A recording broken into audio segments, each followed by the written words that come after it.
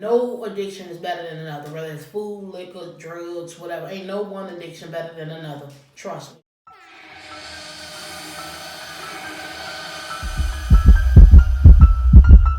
What's good? It's your favorite people of you. Back with another mukbang. What's going on, all my precious jewels? Hey, hey, hey. Today we will be having a fruit mukbang. We will be also eating 2 spring rolls from Panda Express. So, all it is 2 veggie spring rolls. They're really tiny. Anyways, let's get a thumbnail. Grind. Here's my, no wonder why.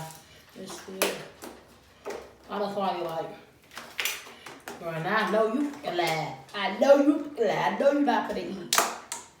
I just know. I know you're not gonna just eat that fruit. So we having a fruit muk. Anyway, so we eating fruit. We're gonna have us a fruit tray. A fruit tray. Yeah. So, do y'all see this beautiful fruit dish? I got it from this store called Albertsons. Not too far from my home. What's in this thing? We have some cantaloupe, watermelon, and some melon. So let's get into it. Let's get into this. Yes, this is my dinner. I told y'all sometimes I only eat fruits and vegetables for dinner. It ain't no big deal. Now, let's be realistic.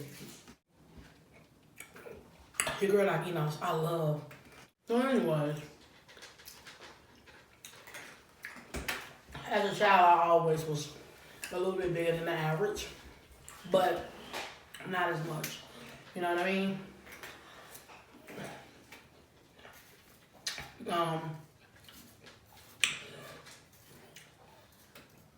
For me, it didn't help.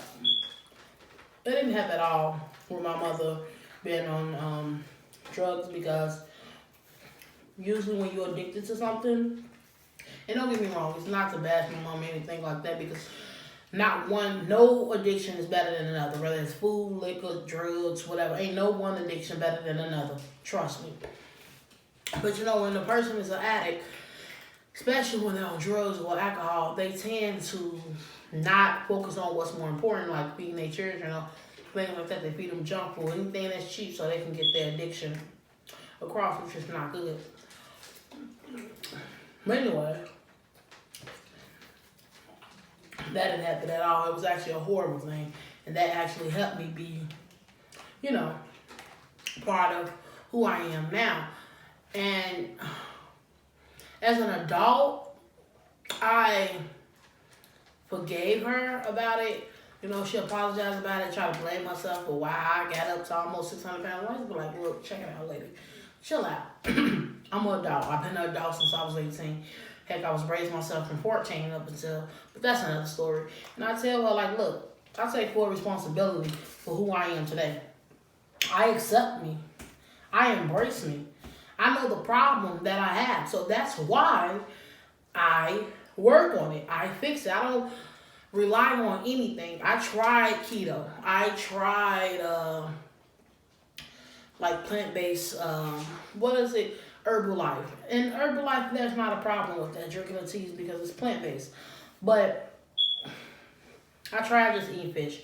Now, eating just seafood was not a bad thing. That did help me lose a lot of my weight. But at the same time, let's just be realistic. Everybody got their own way of how they want to do it. For me, vegan, I like the way I feel more. I like the way I feel more. I like the way I sleep. I like the way I breathe better. And that's just what it is. So that's just my opinion on it. But I have to tell my mother, look, you can't keep blaming yourself for what I still choose to do or the way I still choose to eat as an adult. That's something I had to deal with. That is something that I had to come to terms with. That is something I had to take care of. So I never wanted to blame her 100% for everything or how big I got, but she have a role in it, and it is what it is. But I do want to say this to mothers who have children that's obese. Work on it. Don't ignore it. Don't continue to feed them large amounts of food or keep continuing to feed them so much food to the point where it's like you're helping the problem. You're not helping the problem. You are access to the problem. Like you making the problem worse. So I just say stick with them. You know.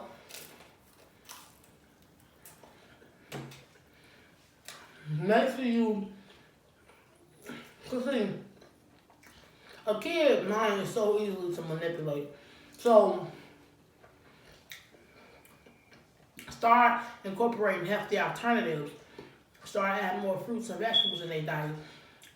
Get a wheat system. You can get one from a pawn shop. You can buy one, but it's coming Christmas. Because Walmart has a thing where you could put it in there for $20, $30. You could just keep paying $50, $100 or whatever until you get $300 to get it out. And the reason why I said a wheat game, because me and my daughter, we play sometime. If you haven't seen it, go back to the videos, you'll see it. They have all these dances and you shooting and you doing this and you're doing that. And that's good for kids because it kind of makes them think that they just, doing a battle with you. And at the same time, actually they just losing weight. And I want to say this. You have to remember you're part of the problem. So therefore, in order for them to be comfortable and feel welcome into what you're trying to embrace into them, you must do it with them.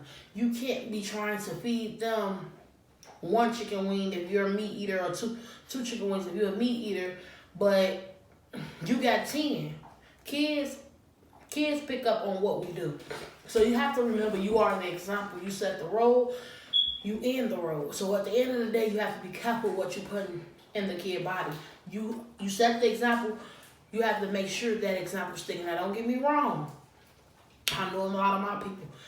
They're a kid. They gotta stay at the kid place. If I said, oh no, you only gonna get this amount and that amount, it don't matter what I eat. No, that's not how life works. That's not how it is at all. If your child is overweight, you must be the example. You cannot sit and say, well, they don't have to listen to me because I'm the parent. That's where we go wrong at. Yeah, they got to listen to you.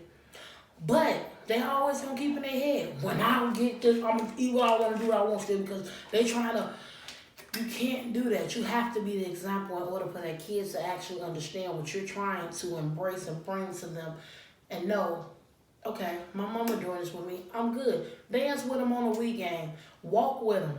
Act, don't treat it like it's a diet, but implement it in a diet form, if that makes sense. Wait, I was about 22 or 23 years old. I was taking my daughter to school. We was about 2 blocks away from her school, and I passed out. Before I passed out, I knew I was going to pass out. And I grabbed her coat, and I was like, yo, call an ambulance, something ain't right. I feel like I'm gonna faint. And boom, I passed out. Now, we get to the hospital. Ambulance came and got me. They took me to the hospital. When I get to the hospital, they like, what is going on? I'm like, I don't know. I just felt weak. I felt like I was going to faint. Maybe y'all could tell me what's going on. So then they found out that I didn't have not one, not two, but 3 blood clots. One in the right lung, left lung, and in my right leg. And the 2 that was in my lung, the 2 that was in both lungs, the 2 from the lungs, which is one that was in the right and the left, came from the leg because they start from the leg and they execute and go up. Well, a surgeon, let me change that. The surgeon came in about 2 days after me being there, and he was like, telling my family, my mother and my siblings, like, she's not going to make it. Come again? So I hear him, but I'm not really breathing at room temperature because I lost all oxygen. They was using oxygen tubes up my nose, and then I had these IVs in both arms. It was a whole lot, okay? So I was just like, man, let me start praying. So I start praying to who I know is my Father. I don't know what you may believe in, so I don't want to go too religious on you guys because everybody have their own personal beliefs. So I was just like, man, God, please be with me. So 7 days my blood was not circulating. 7 days. It was still at 0.0, which what made him feel like I was going to leave Earth, because your blood needs to be circulated, in order for you to live properly. So anyways, after the 7th day, which is the following Monday, my blood starts to circulate at 0.1. Every day it went up a number. Then it started to go up 2 numbers. And then by the following week, he was like, okay, she's looking good. We just got to get her to stable. Stable was like 1.3 or 1.4. Finally, I got there. And, man, it was tough. Just to hear this man. He was, listen, he's talking about, he had 26, 27 years of experience. Yes, my dog, you watermelon. Chihuahuas. So, this man had like 26, 27 years of experience. And he was just like he was so certain. Like, he just knew that I wasn't going to make it. And I was just like, wow, this is tough. But, like I said, God always has the last word. That's who I believe in. But,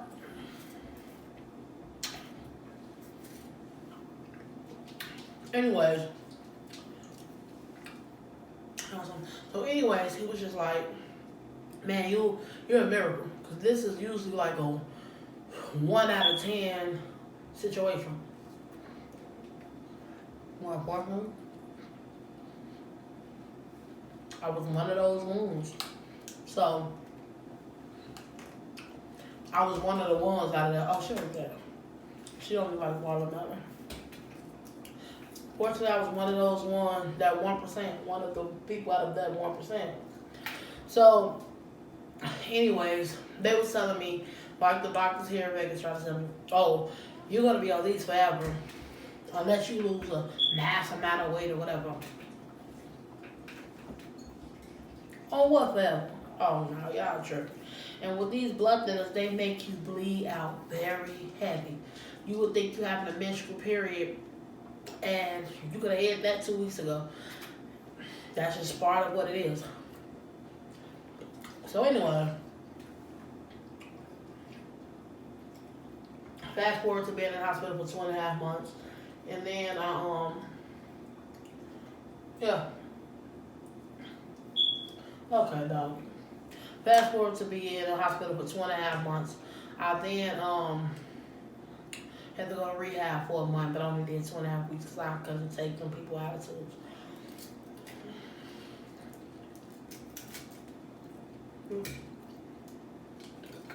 Veggie roll. So I'm like, man, that was tough. I've been through a lot in my life, but God, that was a tough one. So then, I finished. You're not even getting no more because you ain't eat this one. On it. Now you want to eat it. So crazy. I don't know why I like watermelon, but anyways, so fast forward. Here we are in 2019. That's when I stopped taking it. I've been taking it all the way from 2015 all the way up to all the way from 2014 all the way up to 2015. I'm not going to keep taking this pill. And if you listen to your doctors, you will be on medication forever because they're not going to tell you the ways to get off. I tell people all the time, like I tell you all the time, do your research. Fast forward, I'm still living. I'm doing well, as y'all can see a lot of times in my workouts. And this is just sweet and sour sauce. Oh my Lord. Oh baby, I'm gonna eat this. So anyways, yeah, I'm just eating fruit and 2 spring rolls. So I stopped taking it. I started using healthier remedies. Eat more fruits, eat more vegetables.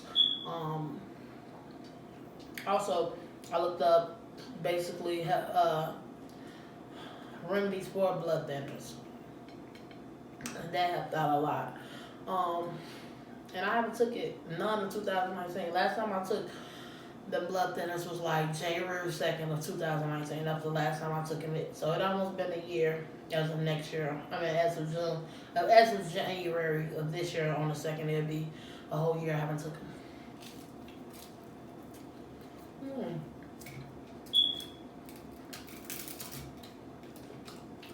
I don't want some of this veggie roll. Okay,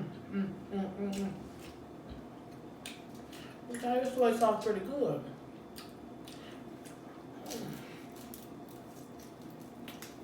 But yeah, I just hit it up already. So,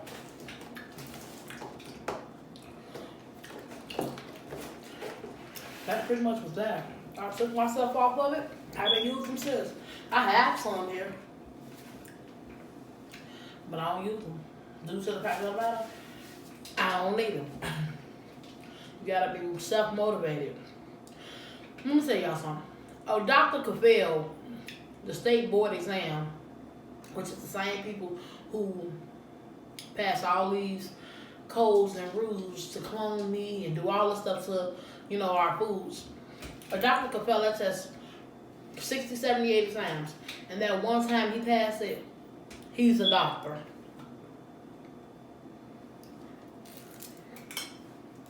So, what that tells you?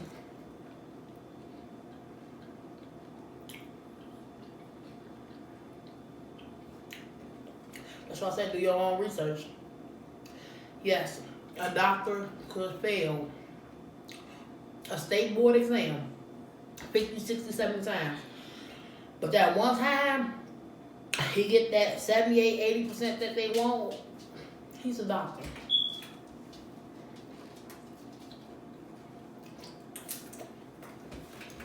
So I say do your research.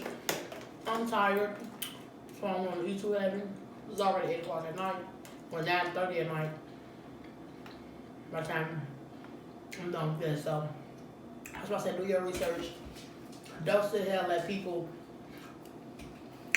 tell you you gonna be this and you can't do that. And only a fool will not research about their own body and try to help themselves with the knowledge that they learn. I'm just telling you. I don't take blood thinners no more. Now, I always had blood thinners and iron pills. I had been taking iron pills since I had my daughter, since I lost so much blood. I don't use them because you have a lot of iron in, you know, the green leafy vegetables that I eat. So, if I feel like I need a little bit extra, I would take the iron pill here and there. But other than that, my vitamins, my iron pills every blue moon, only thing I take. I don't take anything else. And I'm talking about the iron probably once every 4 or 5 months, if that.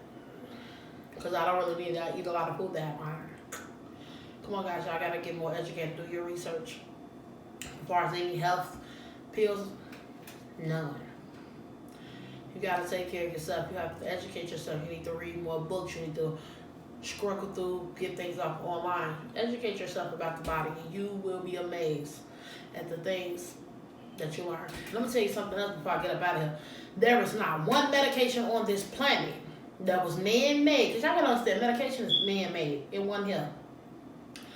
There's not one medication on this planet that was man-made that is not imitated after a herb. We live off herbs. Our bodies are herbs. Our body is only meant to be for a herb. And the reason why I'm telling you this is because when you pass away, take this in. Think about it deep. When you leave Earth, what do your body turn into? What do it get buried? And then it goes right back to Earth. That's what it decays. That's what turns into bones. So, like I said, only thing on this planet that's imitated off of medication is herbs. Every medication every medication that is now man-made that's out in these pharmacies are an imitation of some type of herb, except for they put side effects to make you keep coming back to them. Now what? Now go run and tell your doctor that on that. And it's your favorite video. We're ready to get up out of here. Before we get up out of here, we always live with a positive message. If you want to be different, you must think outside the box. I'm ready to get up out of here. Mwah!